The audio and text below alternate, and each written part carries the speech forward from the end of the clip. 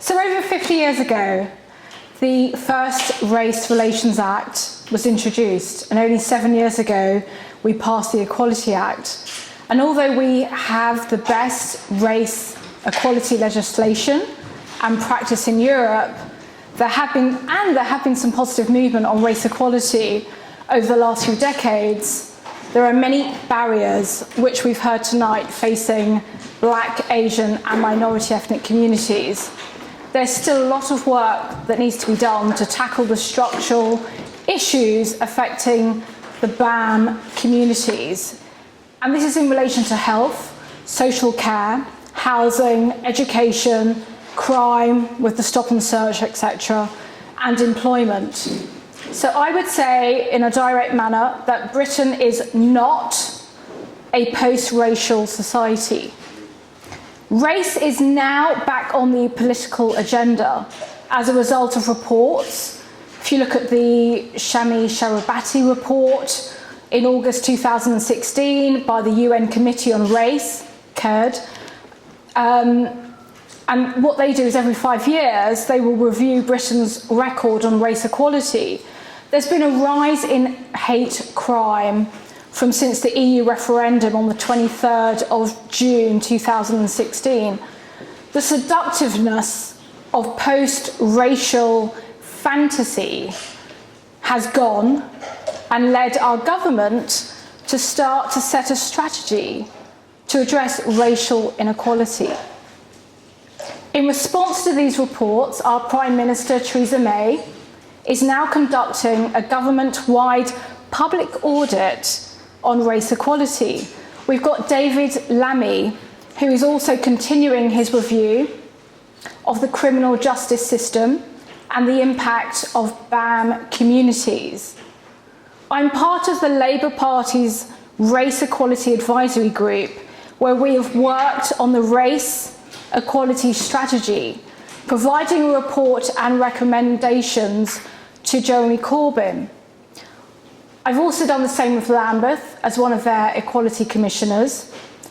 I'm a BCA ex-vice chair, and now I'm one of their vice chairs, and that's the Black Cultural Archives. I've also launched my foundation, the Miranda Brawn Diversity Leadership Foundation, to help address the race inequality while helping the next generation of Black, Asian and minority ethnics to become a success within the UK workforce. And this is using tools such as mentoring, work experience and funding, etc. So race does not just determine where someone lives and what school they go to or where they work. It actually affects the air that we breathe. Yeah. Although some may wish to believe that we live in a post-racial society, race appears not only in overt discrimination, but in subtle structural factors. Race affects us every day, but an examination of major structural racial problems can give us a feeling of how far we have still yet to go. I'm going to address 5 signs, very quickly I'll try, where Britain is not a post-racial society. So I'm going to address education, employment, housing, health and crime. So first, education. Education is an important key to fostering upward mobility and to eliminate inequality. The early years of a young person is key. It is now well established and researched over decades that the early years of children's lives, well before the age of 5, long before they go to formal school, are critical to the development of attitudes to racial differences. There are low levels of Black, Asian and minority ethnic representation in elite education institutions. Recently in the news, there was a big hype about the 14 Black males that were attending Cambridge University. and the Telegraph published one article where they said, you can't blame Cambridge University for the lack of black males or black students, you've got to blame it on the lack of black applications. They said the rate will not increase if the number of applications remain the same.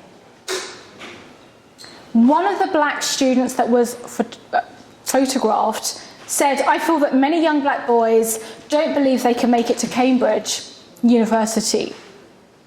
Whether that be for social reasons or due to statistics, and they end up not applying. These are the young boys we want to reach out to. And this is the same reason why I've launched my foundation on scholarship, to help increase race diversity within the UK workforce. There is research by the Rummamy Trust, which highlights black and minority ethnic students are less likely to be admitted to elite institutions such as Oxford and Cambridge University, despite possessing comparable grades to their white peers. Black, Asian and minority ethnic students see lower admission rates even when they perform better than their white counterparts. This means that universities at the moment are actually exercising positive discrimination for white students. And there are fewer than 100 black staff in full-time professor positions. This is a fraction of 1% of full-time staff in UK academia. I'm a patron of the Black British Academics, which is to help increase race diversity within academia, and we have a long way to go. Black pupils are more likely to be permanently excluded. There is growing evidence that the lack of black, Asian and minority ethnic presence on multi-academy trusts, as well as the failure to address issues of equality and inclusion.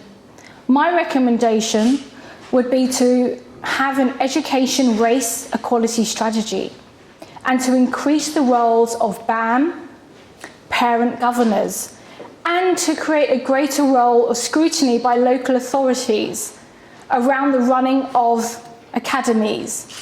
This is key. I've got 5 minutes, but I might have to rebel against that rule and go on a bit more, but I will do my best. Employment, number 2. White graduates have an easier time finding full-time employment, and there is a large racial wealth gap between BAM, Black, Asian, minority ethnics, and white people. And this is partially driven by income. Unemployment is particularly high among BAM. Part of the problem is infrastructure and education. Social networks reinforce the patterns, since most non-BAMs will get jobs through their friends and family connections. Applicants with white-sounding names are 50% more likely to receive a callback and an interview than applicants with black-sounding names with the same credentials. We have to help each other. We have to come together as a community and help each other. So if anyone is in any employment and they know a position is going, find a person of colour who is suitable and make that recommendation. A major concern is about how the lack or the issues of facing BAM people are being addressed, particularly the inequalities in access to housing and job opportunities. Now, this could lead to developing a strategy with employees and job centres to address ethnic minority gaps, particularly at the leadership levels, and to hold organisations accountable for unequal recruitment and progression decisions. We need greater emphasis on the structural barriers for BAM people within the labour market, as well as the cultural factors that lead to high levels of racial discrimination within the workplace. Joseph Rowntree Foundation found that social mobility was likely to be slower for ethnic minorities because of stereotyping by employers. When you look at white CEOs and board directors, they're likely to watch the media and the TV and read the newspapers, and their assumption of black, Asian and minority ethnics are going to be based upon the media. And if that is a negative portrayal, when you go in, there's this unconscious bias that you are already being judged against. And within the first 30 seconds of being interviewed, they already know whether or not they want to hire you. They already know whether or not they want to drink with you.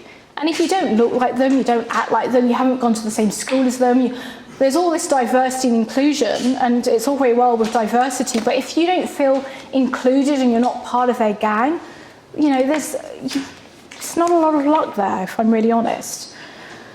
There's various reviews and reports. There's a Parker review, and directors of colour represent 8% of the total FTSE 100 director pool, and the UK citizen directors of colour represent only 1.5%.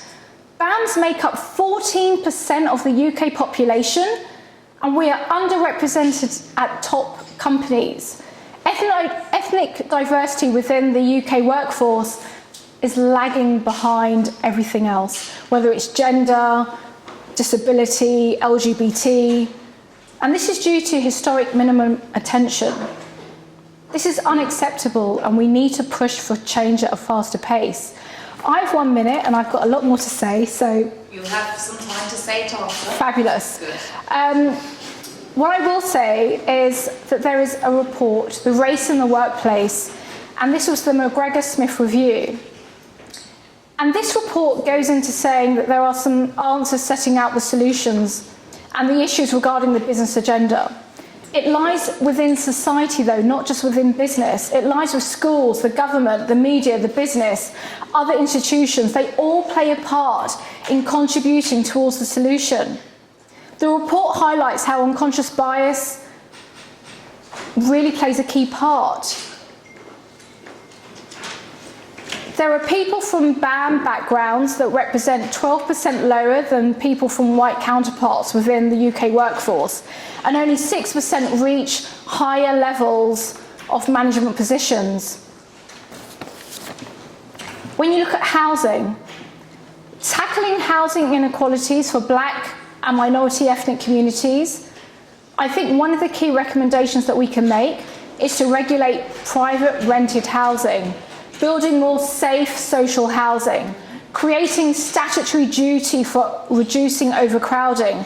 The sad example of the Grenfell Tower demonstrates how some people from a black, Asian, minority ethnic background are given the worst housing and ignored when raising vital concerns about conditions, living conditions. Health. A disproportionate number of mental health admissions are from black and Asian and minority ethnic backgrounds. 23% compared to 14% of the population are affected when we talk about health. This is due to poor service provision around mental health services. I would recommend to work across government and voluntary sectors to close the health inequalities experienced by black, Asian, minority ethnic backgrounds. And this includes outcomes for people that suffer from diabetes, heart disease, strokes, and mental health. People that suffer from cancer. It is a known fact that black people are more likely to be diagnosed late for cancer, are more likely to die from cancer diagnosis.